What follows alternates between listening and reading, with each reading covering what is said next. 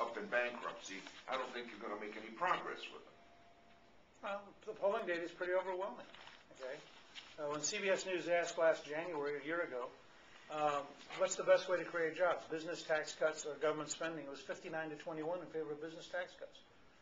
Now, I'm amazed Republicans in Congress didn't figure out, if you'd offered a $787 billion tax cut package as your substitute for TARP, do you know how much you could have cut for $787 billion? And just said to the country, you pick, which do you think is better? Okay. When I was Speaker, we had for 4 years, we had the lowest growth rate over 4 years of anybody since Calvin Coolidge. And there was a government growth rate. So the growth of government spending while I was Speaker was 2.9% a year over 4 years, which is the lowest rate since Coolidge. We re-elected Republicans for the first time since 1928. And we kept a House Republican majority while fighting with Clinton to balance the federal budget, reforming welfare, reforming Medicare, cutting taxes. And people said, yeah, I'm happy to take less from government if government takes less from me.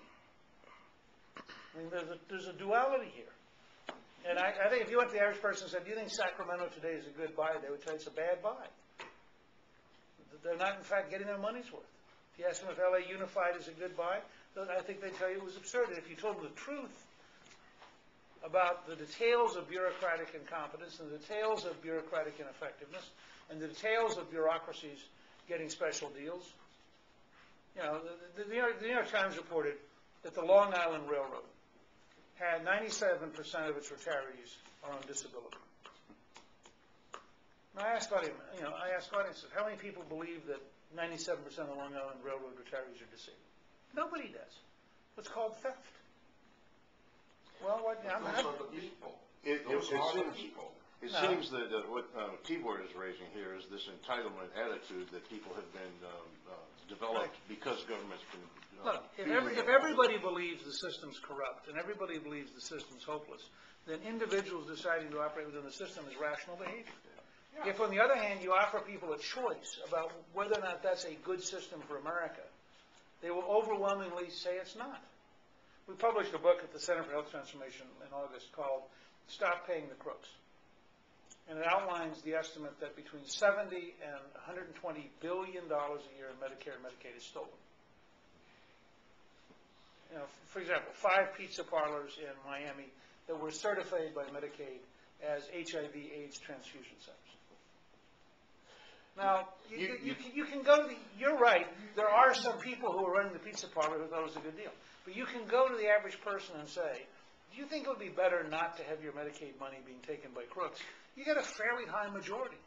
I'm intrigued on the other hand, you always have the concentrated benefit and dispersed cost problem, which is that the people who are beneficiaries of the programs have a stronger incentive to organize, to know about the details, to know how to get their hands on it, while those that are paying for it, you know, the payment isn't enough for them to get organized to stop it.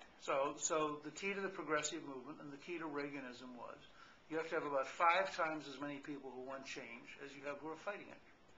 So you have to pick a series of fights in which you can build such momentum that you break the individual interest group because it is surrounded by people who discredit it and say it's not acceptable behavior. I'm intrigued by this idea of the fourth bubble, the government bubble, because I can see it building and I can see it on the verge of popping.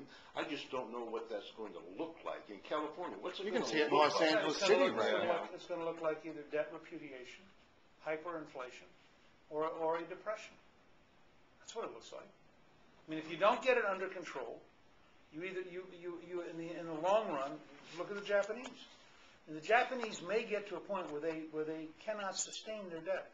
One of the questions I'm going to be asking this week, and I don't have an answer yet, but it came up yesterday talking to college students, because I got intrigued as we had this kind of dialogue. I believe, and I want to actually get, if you could send a note to Barry, because I'd like him to see if he can calculate this. I believe a 21-year-old college student or a 20-year-old college student today, under the Obama projections, will pay more taxes in their lifetime for interest on the debt than they will pay for national security. Now, if you go to somebody and say, congratulations, you're going to get to work an extra couple of hours a week for the rest of your life, not to pay principal, just to pay interest on the debt. And you will actually work more hours every week to pay interest on the debt. And by the way, two of the largest recipients will be Saudi Arabia and China. So you'll be paying interest, your tax money will go directly to Saudi Arabia and China to pay interest on the bonds they're going to hold. And this will be true for your whole lifetime. I'll bet you the numbers that we get are going to come back are staggering. Hyperinflation and depression can be felt by the masses. That's going to be obvious to them. Debt repudiation, how's that play out? What does Joe Sixpack sitting in Covina? Peru one day said Argentina. They said we're not going to pay our bonds. They're now used. I just did an op-ed that we're trying to place with Peter Ferraro. Argentina actually confiscated all private savings.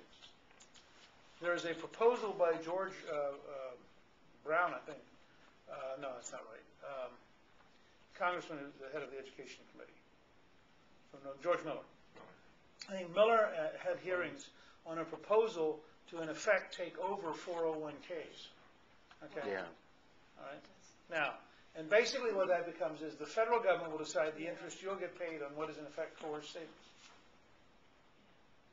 So one morning you get told, in order to gradually be able to control this debt, we will issue 1% bonds, and you will be compelled to pay 10% of your salary into buying 1% bonds.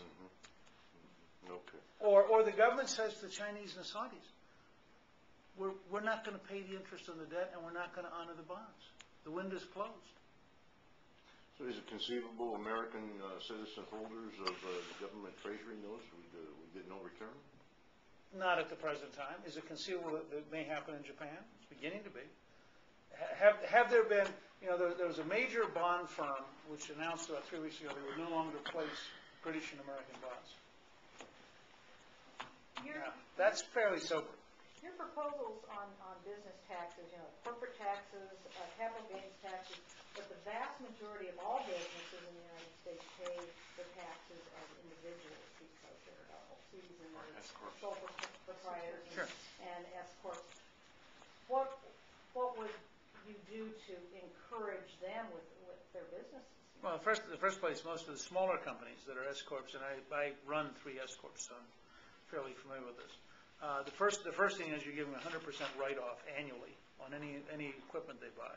The second is you're giving them 2 years in which you have just cut their matching Social Security and Medicare in half. And if you go down the street here and ask the 5 businesses, how much money would you save this year if you had to keep half of your employee match? And you're allowing every single one of the employees to have a substantial increase in their take-home pay. So you just made life better at a local restaurant because every single person is keeping half of their Social Security and Medicare, and the business itself is keeping half of the match, and you just ease their cash flow problem dramatically for the next 2 years. And you're counting on them spending that money because all the business people I talk to say, I got to get more money in before I'm going to go spend money. I don't care. Well, I'm not counting on spending it. I'm counting on them behaving rationally. I mean, they may be in a place where what they ought to do is pay off their debt. I mean, they've got to decide. What I'm fascinated with is somebody said to me the other day that they had interviewed Paulson. And Paulson talked about this agonizing moment when he realized he didn't have the answers. And I said, that's the whole problem. The level of arrogance that people now get in government, that they think that one person is going to somehow magically look at the entire world market and say, I know. Okay. This is why I was against Bernanke being reappointed. I mean, I just think there's a level of arrogance in this whole process. Geithner doesn't know enough to do his taxes, but he knows enough to define the American market. And so I'll tell you, what I want to do is create a scale of change where you then get to decide what to do with your money. This is the whole point of the Austrian School of Economics, which is markets exist because the values per person change on a very rapid basis. And the truth is you don't know what the average person in Orange County wants to spend their money on. Paul Krugman, please. Well, look, Paul Krugman is socialism at its best. Yeah, I know, but he's got a better forum than most of us do. Right. For peddling his snake oil. Right, but the trick is just to calmly, cheerfully relax and call it what it is. And if you think socialism will work,